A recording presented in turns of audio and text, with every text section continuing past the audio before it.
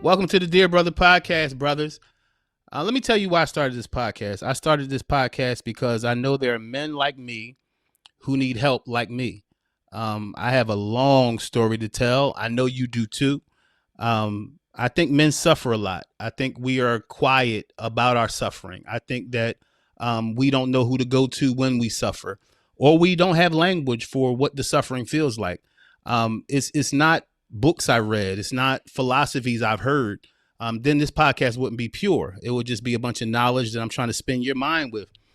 My brothers, I'm not trying to spin your mind. I'm trying to help you out. I'm trying to help me out. I think I've suffered some things, and you'll hear a lot of my story through this podcast. But I think I've suffered some things that were unreal, and some things that I didn't think I would be able to be here to even do this podcast. But since I made it, then I want to tell my story. Since I made it, I want to make room for men to tell their stories. I think men need a safe place to talk. I think men need a safe place to listen. I think men need a space where they can be themselves. Most of all, this podcast, I want men to have a space where they can forgive themselves safely. Forgive yourself safely. Men need to forgive themselves.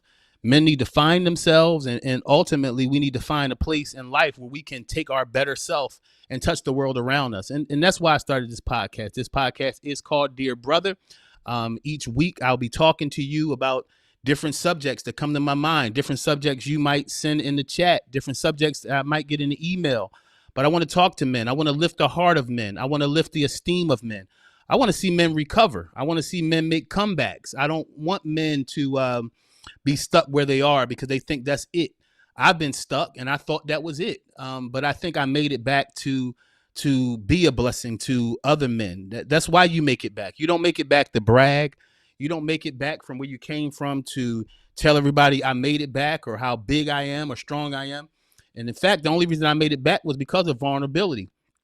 I made it back not through a tough journey. I made it back because I got broken, and the willingness to be broken is really what makes a man strong. I want to talk about something on this podcast that I've never talked about before, and that's facts. I've never talked about this before, and it's going to blow your mind that I've never talked about it before. In fact, it kind of blows mine, but I think it's another reason why I started this podcast. I had triplet daughters 17 years ago. My daughters will be, the other two will be 18 in January. Well, I lost my daughter Lydia at 4 months old. I woke up Monday morning and I went to the girls, and they were all in their crib. And I grabbed Lydia and I picked her up, and she was breathing funny, and she died in my arms 17 years ago. I was married at the time. I never talked to my wife about it. I never talked to her about how I felt. I never talked to her about how it affected me. I've never talked to anybody. In fact, the fact is I just got a counselor probably 2 weeks ago, and not even for that subject, but I know that's part of why I've carried so much pain all my life. Not only pain, but inner conflict. And I think, in fact, I know that a lot of you deal with inner conflict. Some days you feel good. Some days you feel like nothing. Some days you feel like you can make it. Some days you don't. Some days you feel like you're worth something. Other days you don't. Because there's not a lot of voices that push men along. It's a lot of voices that command something of men that tell us what we need to do next. But there's not a lot of voices in between that heal us between the things that we have to do. So that's why I'm here, brothers. And I'm gonna be very honest with you because I'm a very honest-hearted person. It took me a while to. I've been a speaker all my life. I've spoken to people since 14 years old. All my life, I've been a speaker on various subjects. And I was talking to one of my friends this morning. I said, "Why am I struggling so bad to get behind this microphone and talk?" And I realized what it was. What it was when I was teaching other subjects or teaching people around the world or traveling and doing, I was talking about them and how to fix them and principles of life and all these different things. I think this podcast is different, and it made me feel different because this is the first time I have to really, really dig into me heavy and really share things that I haven't shared or expose myself. And I think that's the way you save people, man. You have to expose yourself. You can't present yourself as so mighty and strong if you want to help people. So I don't want to just be blessed. I don't want to be a man that's blessed. I want to be a man that's a blessing to other people, because people need thought, people need philosophy, and most of all, people need love.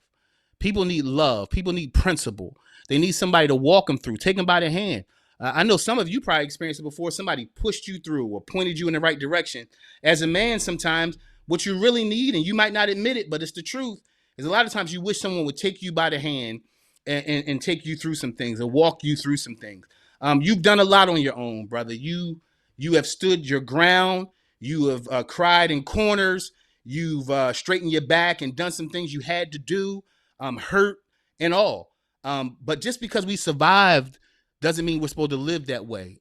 Survival is not life. Survival is not life. Survival might be the mode that you're in right now, but it's not supposed to be your life. And that's why this podcast exists, because I want to share with brothers, you don't have to survive this life until you die.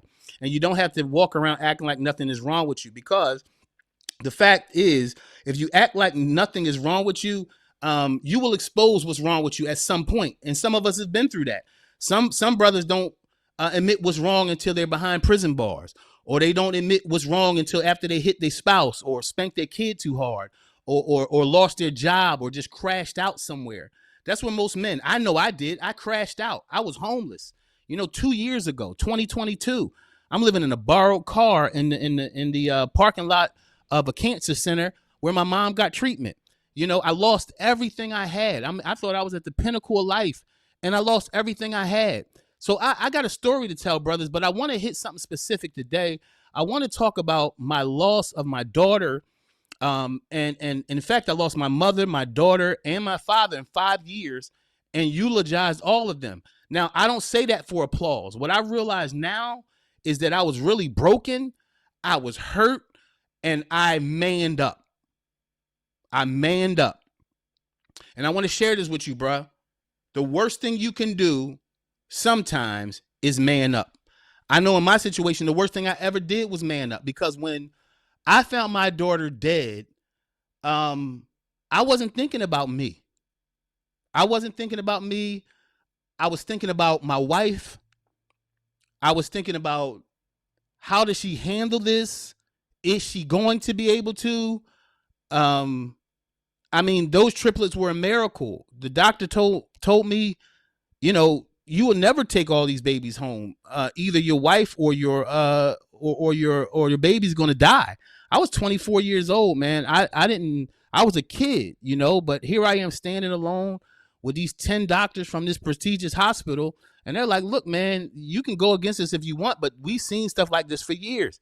I'm a man of faith, so I believe that God wouldn't put 3 babies there in a barren womb and not bring them. So I believe God. I believed him. It was hard, but I trusted God, and I did. And all those babies came home. But to lose one 4 months later, first of all, I kind of shuddered with my relationship with God. I won't say shuddered, because I walked with God. I never backed out. But I think I didn't understand God. It confused me as to why God would do something like that for me, bring all my children home safely, and then allow a miracle that I prayed for and believed for to die. The fact is, my daughter died, and I manned up. I manned up because I had to. I felt like I had to. I felt like I had to man up, because I got to take care of my wife. I got to take care. At the time, my son was 2 years old. He was standing right there as I'm trying to resuscitate Lydia. And I'm like, man, I got to man up for my son. My son shouldn't be seeing this. I got to man up for my wife, man, because she shouldn't see this. And I got to man up because I'm a pastor. I was a pastor at the time, and I got to be strong. And the worst thing I did was be strong, brothers. I think that we're taught to be strong, but there's a time not to man up. There's a time you just be yourself. And if you hurt, be hurt. If you're confused, be confused. If you feel lonely, be lonely. But don't man up in times that you really are just a broken kid, because I found out that most of us men, at some point, we lost our vigor. At some point, we lost our strength. At some point, and a lot of times it's at a point where we're growing up. You know what they say? They say trauma will break you at a certain age, and that's really the age a lot of times you stop growing mentally and emotionally. And I know that for me, I was broken, and I didn't know how to say that I was broken. So guess what? I had to get it together, but I shouldn't have. I should have sat there with my wife at the time and mourned, but I didn't because I manned up. I manned up. And I know some of you might be asking, man, that's what you had to do. No, that's what we were taught to do. We were taught, man, be brave, stand tall. Sometimes it ain't no standing tall. Sometimes you get knocked down. And what I learned being knocked down is you don't just find your manhood at the top. You also find your manhood at the bottom. And in fact, you really find your manhood at the bottom. Anybody can celebrate at the top. But when you really find your manhood, when you connect to it in the bottom spaces of your life. And the bottom spaces, don't despise the days of hurt and pain, because you learn something from there. But at the same time, it's what you do while you're hurt. It's what you do while you're in pain. And brothers, the worst thing you can do is hide your pain, because it doesn't go anywhere. That's the issue. You know, when I stood up, and let me take you here first. I remember the only grief I remember having was not at my daughter's funeral, because I had to preach it. You know, it wasn't at, I had my grief when I was taking back the triplet stroller. That's when I had my grief. I had my grief when I was taking back the triplet stroller. I was by myself. I bought this big car once I found out I had triplets. And I remember putting that big box back in my truck. And I was in the parking lot of the store. And I took it out. And I put it on the ground. And I stared at it. And I had to take it back in the store. And I just punched the box. That's the only grief I remember having by myself, with nobody to help me, because I had to man up, or I thought I had to man up. I remember a lady coming to me at the funeral and saying to me, man, my baby died years ago. And I'm so thankful for that sermon that you preached today. It really healed me. And I said, thank you, sister. Thank you. I'm glad you were blessed. But then as I'm driving my car home that night, I said, Dad, she didn't even acknowledge or recognize that I was Lydia's dad. She recognized my gift, but she didn't recognize that I was Lydia's dad. She never mentioned that this was my loss, because she saw my gift. And maybe it was a time where I despised her. I still don't even know who this lady's name is, but I despised her, because I'm like, how could she not recognize that was my child? I wasn't the preacher. I wasn't the eulogist. That was my baby. But just maybe a year or so ago, man, it hit me. She didn't acknowledge you as her father, because in that moment you were acting like the preacher. I manned up. And it was the worst mistake I ever made. Because here my other daughters are about to turn 18. Lydia would have been turning 18. And today is the first day I talked about it to a bunch of strangers on the podcast. Even look at the psychology of that. It took me 18 years and a microphone and a computer to tell that story. Why couldn't I get it out before? I couldn't get it out before because I thought I had to man up.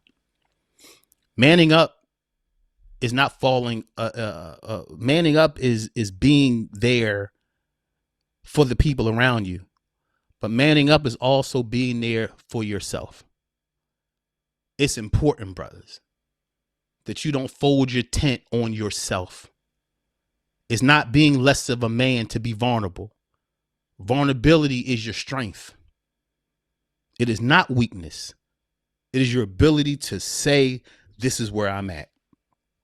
And until you do, you can't begin the journey to your healing until you admit where you hurt.